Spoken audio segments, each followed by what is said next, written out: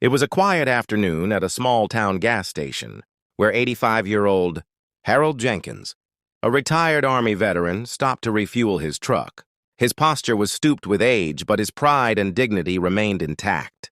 Harold wore his faded military cap, the one he had carried through wars and decades, a symbol of his lifelong service. As he leaned against his truck, humming softly, a group of bikers roared into the station, their engines growling louder than thunder. One of them, a burly man covered in tattoos, spotted Harold and smirked.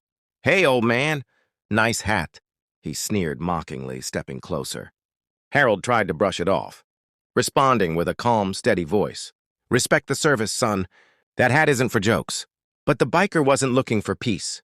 Fueled by arrogance, he shoved Harold's shoulder, causing the elderly man to stumble. "What are you going to do about it, Grandpa?" He taunted his gang, laughing behind him. When Harold didn't retaliate, the biker's smirk twisted into cruelty.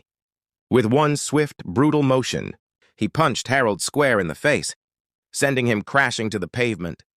Gas station onlookers gasped, some pulling out their phones, others frozen in shock. Harold groaned, blood trickling from his lip, but his spirit remained unbroken. What the biker didn't know was that Harold's son, Captain David Jenkins, was nearby just minutes away, returning from a classified military training exercise with his special operations team. One of the witnesses, horrified by what happened, called 911 and mentioned the assault on a veteran. That message reached David almost instantly through a direct channel. When he heard his father's name, his heart dropped, and within moments, armored vehicles pulled into the station. The ground seemed to shake as Captain Jenkins stepped out, flanked by a squad of elite soldiers in tactical gear. The bikers, once loud and mocking, fell silent, their laughter evaporating into fear.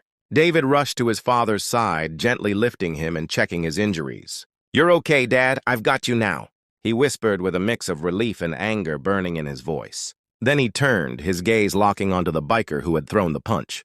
The man's confidence dissolved under the weight of David's cold stare and the sight of heavily armed soldiers standing behind him. "Assaulting an elderly man is a crime," David said firmly. "But assaulting a decorated veteran, my father, just made your life a whole lot more complicated." The biker stammered, trying to back away, but soldiers had already surrounded him and his gang. Within minutes, they were disarmed, handcuffed, and handed over to local authorities. As Harold was helped into an ambulance, he gave his son a proud, grateful nod.